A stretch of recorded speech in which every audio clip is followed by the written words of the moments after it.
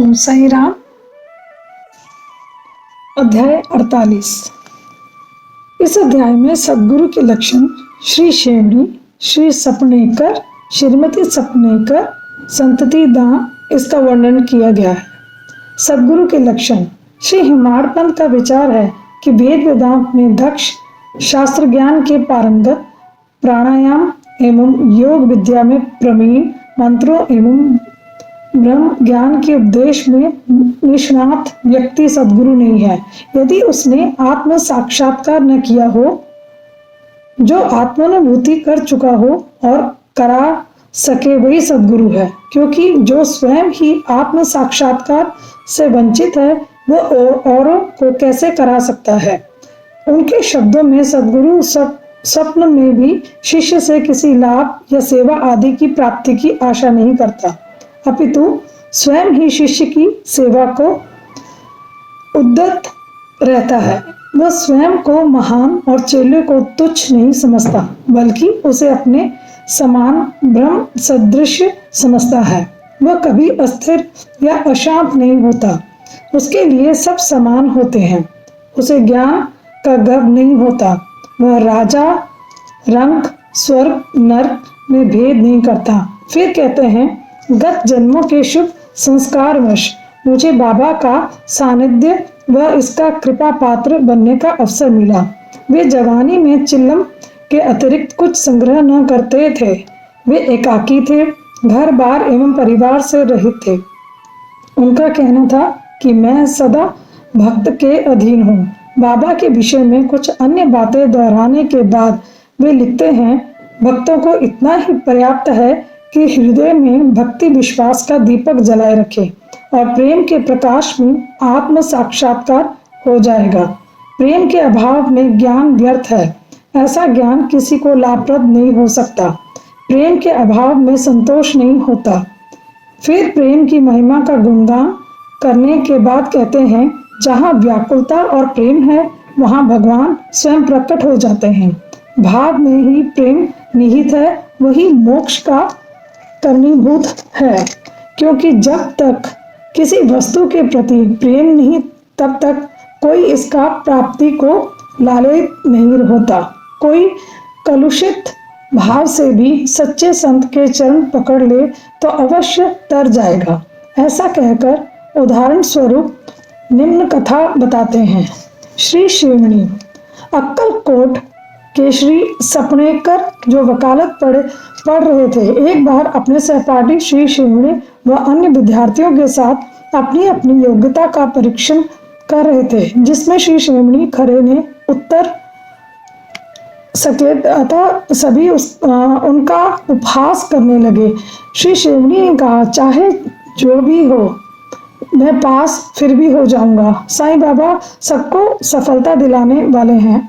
जाहिर है ऐसी अंधविश्वास पूर्ण बात उनका और भी मजाक उड़ने का कारण बनी। श्री सपनेकर ने उत्सुकतावश पूछा, यार ये साईं बाबा कौन है? हमें भी बताओ, जो अयोग्य और अपूर्ण अध्ययन वाले को भी उत्तीर्ण करा देते हैं। श्री शिवनी ने बताया, वे शिरडी के एक फकीर हैं जो मस्जिद में रहते हैं। वे अन्य संतों से अलग हैं। जब तक पूर्व जन्म के शुभ संस्कार संचित न हो, तब तक उनसे भेंट होना दुर्लभ है। उन्होंने मुझे विश्वास दिलाया था कि मैं पास हो जाऊंगा। उनके वचन झूठे नहीं होते। देख लेना, मैं जरूर पास हो जाऊंगा। श्री सपनेकर ने तब उनके साथ साथ बाबा का भी उपहास किया, किंतु बाद में श्री शिवनी जब उत्तीर्ण हो गए तो वे आश्चर्यचकित रह गए। श्री सपनेकर भी उत्तीर्ण हुए और उन्होंने अक्कलकोट में प्रैक्टिस आरंभ कर दी। 10 वर्ष बाद 1913 में उनका पुत्र चल बसा, जिससे वे अवसादग्रस्त हो गए। शांति के लिए पंढरपुर, गागनपुर आदि तीर्थों पर भटके, वेदांत का श्रवण किया, किंतु कुछ लाभ न हुआ। तब उन्हें श्री शिवनी का कथन स्मरण आने पर साईं बाबा की याद आई। छोटे भाई पंडित राव के साथ वे शिरडी पहुंचे और बाबा के दर्शन कर उनको नारियल भेंट किया। बाबा कुपित स्वर में बोले कि यहाँ से निकल जाओ। वे सक पका कर बाहर निकल गए। कुछ लोगों ने सुझाव पर उन्होंने बाबा से भेंट करने के लिए श्री शिंपी की सहायता ली। श्री बाला शिंपी उन्हें अपने साथ मस्जिद ले गए। बाबा का एक चित्र भी मोल ले लिया और वह जाकर बाबा को थमाया और बाबा से पूछा कि यह चित्र किसका है। बाबा ने हंसते हुए सपनेकर की ओर संकेत किया और बोले कि ये तो मेरे यार का है। तब बाबा ने अन्य भक्त हंसने लगे और श्री शिंपी के ने अवसर को सही समझकर श्री सपनेकर को भीतर आने के लिए कहा, किंतु जैसे ही वे भीतर आए बाबा ने उनको पुनः डांटकर बाहर निकाल दिया, जिससे सपनेकर और श्री शिंपी दोनों निराश हो गए। श्री सपनेकर ने बाबा से बड़ी प्रार्थना की और श्री शिंपी ने भी अनेक प्रकार से निवेदन व सिफारिश की, परंतु बाबा ने श्री सपनेकर को भगा दिया। श्री सपनेकर दुखी मन से लौट आए। उन्होंने मन ही मन प्रार्थना की कि मैं तुमसे दया की भीख मांगता हूँ, इतना तो आश्वासन दो साईं कि भविष्य में कभी मुझे अपने दर्शनों की अनुमति प्रदान करने की कृपा करोगे। श्रीमती सपनेकर, जैसा कि मूल ग्रंथ के विदित होता है, 1 साल बाद भी श्री सपनेकर को शांति प्राप्त न हो सकी। वे गागनपुर, माणेगांव आदि गए पर अशांति और बढ़ गई। तब उन्होंने बनारस जाने की ठानी। उनके प्रस्थान से 2 दिन पूर्व उनकी पत्नी ने स्वप्न में देखा कि वे लक्कड़ शाह के कुएं पर एक गागर लेकर जल भरने जा रहे हैं। मार्ग में नीम तले सिर पर वस्त्र बांधे बैठा एक फकीर उनसे बोला, प्यारी बेटी, बेकार परेशान न हो, मैं तुम्हारी गागर निर्मल जल से भर दूंगा। किंतु वे उस फकीर से डर कर खाली गागर लिए ही लौट पड़ी। फकीर उनका पीछा करने लगा। घबराहट में उनकी नींद खुल गई। प्रातः ये स्वप्न श्री सपनेकर ने सुना तो इसे शुभ संकेत मानकर वे पत्नी सहित शिरडी जा पहुंचे। बाबा तब मस्जिद में न थे। उन्होंने प्रतीक्षा की। बाबा के लौटने पर श्रीमती सपनेकर सन्न रह गई। उन्होंने स्वप्न में जो फकीर देखा था वह बिल्कुल साईं बाबा जैसा ही तो था।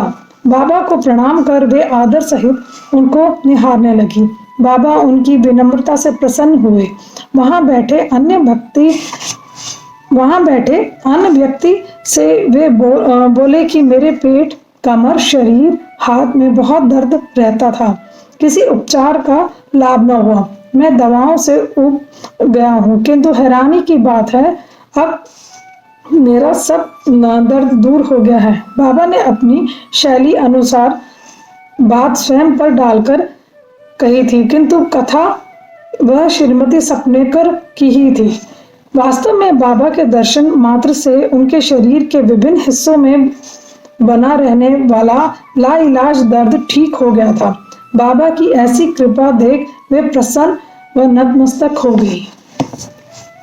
संपत्ति दान। बाबा को प्रसन्न देखकर अपनी पत्नी पर कृपा करते देख श्री सपनेकर भी हिम्मत करके आगे बढ़े, किंतु बाबा उनके निकट आते ही पहले ही भांति बिदक गए और बोले कि बाहर निकलो। श्री सपनेकर इस बार बहुत धैर्य धारण करके आए थे। उन्होंने एकांत में बाबा से भेंट कर पिछले कर्मों की क्षमा मांगने और स्वयं को सुधारने का निश्चय किया ताकि बाबा प्रसन्न हो सके। ऐसा ही हुआ भी। बाबा ने उन्हें क्षमा करके आशीर्वाद दिया। श्री सपनेकर बाबा के चरण दबाने लगे। तब वहां आई एक गडेरियन को बाबा ने एक बनिए की कथा सुनाई, जो जीवन की उठा पटक से गुजर कर अपने पुत्र की मृत्यु से अवसादग्रस्त होकर शांति की तलाश में यहाँ वहां तीर्थों पर भटकता रहता था। श्री सपनेकर उस कथा में अपनी आत्मकथा सुनकर बाबा की इस सर्वज्ञता पर दंग रह गए। बाबा ने गडेरन से आगे कहा, ये भला आदमी मुझ पर दोषारोपण करता है कि मैंने इसके पुत्र को मार डाला। क्या मैं लोगों के बच्चों की जान निकालता हूँ?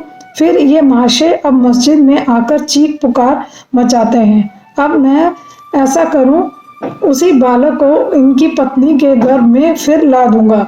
ऐसा कहकर बाबा ने अपना कृपा हस्त उनके सिर पर रखकर कहा, ये चरण अधिक पुरातन और पवित्र हैं। चिंता मुक्त होकर जब तुम मुझ पर पूरा विश्वास करोगे तो तुमको तुम्हारे ध्येय की प्राप्ति हो जाएगी। सपनेकर साहब सुनकर गदगद हो गए। जब तक वे शिरडी रहे, पत्नी सहित नित्य बाबा के दर्शन, पूजन व नैवेद्य समर्पण को आते रहे। तब मस्जिद में अपार भीड़ रहने से यह कार्य यद्यपि कठिन था, फिर भी वे बार बार प्रणाम करने आते। बाबा ने कहा, प्रेम व श्रद्धा से किया गया एक ही प्रणाम मुझे पर्याप्त है। उसी रात चावड़ी समारोह में श्री सपनेकर को बाबा के दर्शन पांडुरंग के रूप में भी हुए। अगले दिन जब वे विदा लेने के लिए मस्जिद गए तो उन्होंने बाबा को 1 रुपए की दक्षिणा देने का निश्चय किया और सोचा कि यदि बाबा संतुष्ट न हुए तो 1 रुपया और भी दे देंगे। उन्होंने बाबा को 1 रुपये की दक्षिणा दी, किंतु अंतर्यामी बाबा ने उनसे 1 रुपया और मांगा। बाद में बाबा ने उन्हें आशीर्वाद सहित एक नारियल प्रदान किया और कहा कि उसे अपनी पत्नी की गोद में रखकर बेफिक्र हो जाए। श्री सपनेकर ने आज्ञा का पालन किया तथा वर्ष भर बाद पुत्र रत्न की प्राप्ति की। 8 मास के शिशु के साथ भी सपत्नीक कृतज्ञता ज्ञापन के लिए शिरडी आए और बाबा से सदैव कृपा बनाए रखने की प्रार्थना की। श्री हिमालपन बताते हैं कि उस पुत्र का नाम मुरलीधर रखा गया। बाद में उनको भास्कर तथा दिनकर नामक 2 पुत्र और हुए। इस प्रकार सपनेकर दंपति को अनुभव हो गया कि बाबा के वचन कभी असत्य और अपूर्ण नहीं होते। साईं समर्पण मंत्र के साथ श्री हिमालपन सदैव की भांति अध्याय समाप्त करते हैं। श्री साईं नाथा अर्पण मस्तु, शुभम भवतु।